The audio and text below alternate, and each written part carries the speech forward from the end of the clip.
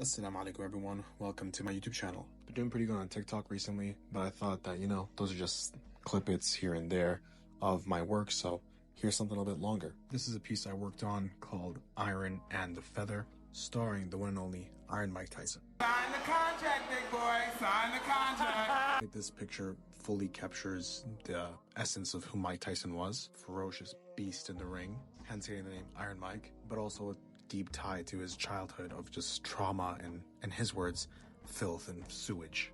Mike Tyson actually started boxing due to the fact that a bully ripped off the head of his pet pigeon. Just proper anime level backstory.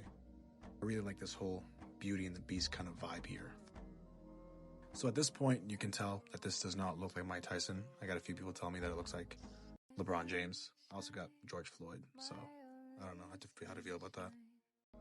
One thing that did frustrate me a little bit was that I could not seem to get the nose right, because I was following this picture right here, and you can see there's a big difference between how the nose I made was shaped and how the one in the picture is.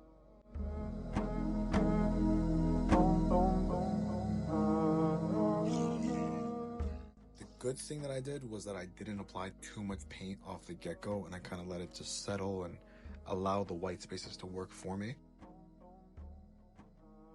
And there was this whole chest situation here that had like no shading in whatsoever.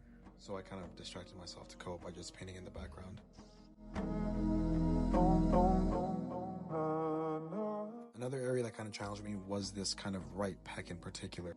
As I can see in the picture, it's not shaded in, it's actually in the light. Now that looks great in the photo, however in a painting, it did look very flat and very oblong and like deformed. It just looked like he had a massive left pec. We're going to use one of my signature techniques, which is called avoiding the problem until further notice. So Tyson was known for his like massive neck. I was trying to capture that here. So as you can see here, I'm just kind of filling in that area, trying to add some shading. However, because it was very early on in the process, I didn't want to stray too much from the original reference. So we're still actually avoiding the problem. So we're going to go back to the neck, made it a little bit smaller, which did turn out to actually be the right call because it made him look a lot less like a caveman.